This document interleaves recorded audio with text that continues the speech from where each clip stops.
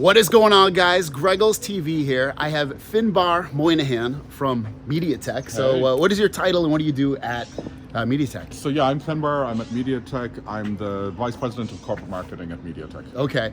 And I guess start off because we just saw a great presentation of different products and different things and areas you guys are going into, but where and what are you most proud of in terms of 2022 for MediaTek as a whole? Well, I think 2022 has continued to be a good year for MediaTek. We've continued to see good revenue growth year over year. I think we've made solid progress in 5G, particularly in the premium and the flagship tiers, with our Dimensity line of products, including the new Dimensity 9200 that we just launched earlier this week.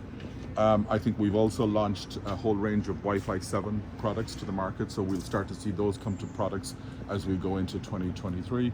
And then we've really continued, I think, to make solid progress in what we call our, more than mobile, or really our smart edge platforms in a whole host of different areas, from IoT, smart TV, Chromebooks, etc. You named a bunch of products, Wi-Fi 7s, phones, everything else. What are some products that MediaTek has their processors or their technology and that people would kind of be surprised that they don't know about? Right. I think in the US in particular, we power an awful lot of products for Amazon. So if you look at the Fire TV sticks, the Kindle tablets, the Echo smart speakers, MediaTek powers a lot of those. Okay. We saw at the event, we were talking a lot about TVs, and we had the pleasure of having Kisan from Sony come up on stage and talk about our relationship that's gone on almost a decade now between MediaTek and Sony. So all of their TVs are powered by MediaTek solutions. Okay. So those are two examples.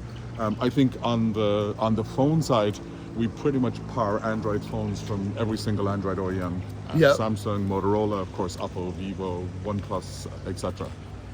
That leads me into actually a good question, because in America, we don't see a lot of higher end MediaTek processors in American or phones that are released in America that are higher end phones.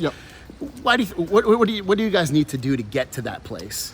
The US mobile market is quite unique. I think probably because it's sort of such an operator dominated market. But if you actually look at the mobile market in the US right now, MediaTek powers more Android phones than any other vendor out there. Now, all of those phones, or the majority of those phones, tend to be more in the entry space or in mainstream devices, sort of prepaid devices. But still, we have a very strong market share there. I think the US market is unique because there's a small number of vendors, that control or that supply most of the high-end devices. Many of them have their own internal solutions.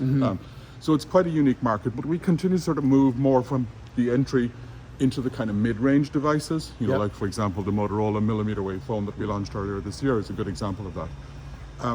So we're making progress, but I think it's going to take time. Okay, and then last question is, phones have, gotten to a point where they're so powerful, really powerful, and for the things we do, they perform great. And what I feel like for most people, and what people want most is power consumption sipping, so it's like really great. You get the power, but then you get it to the processor just doesn't, and everything else just doesn't take so much battery. So is that where we're headed more so, rather than pushing power so much and it's more efficiency? I think that's our philosophy, right? If you look at our Dimensity 9200, our new flagship that we announced, our tagline or our marketing campaign talks about incredible performance, intelligent power. And what we're trying to convey there is, yes, it's important to keep pushing performance, technology, etc. But we're always trying to balance that with, good sustained performance, good sustained power efficiency for use in the by the consumer. Yeah. Okay. Great. Thank you so much, FINBARR. I appreciate it. I'm looking forward to seeing more MediaTek technology in everything we do, because especially let me throw in a bonus question. PSVR2 is you guys have the SoC inside. Can you tell me a little bit about how that maybe came about and what we can expect from that? Well, as we talked about at the event, we were obviously delighted to work with Sony. We've had a long-term relationship with Sony.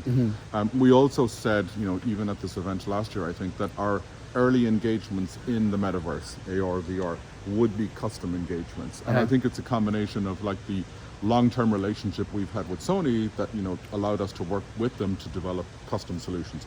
So these are not standard products. These Right. are Sony-specific custom products that Right. are obviously designed to meet their requirements and their targets, right? So as such, we're not going to talk too much about the details of the product. Right, We'll leave that to them. But we're certainly delighted to be in the space, and we're certainly delighted to be working with them in that area, because I think they're going to be a leader in that space. For sure. All right. Thanks, guys. If you want to learn more about MediaTek, check the links down below. Thanks again, FINBARR. Thanks, Greg. All right.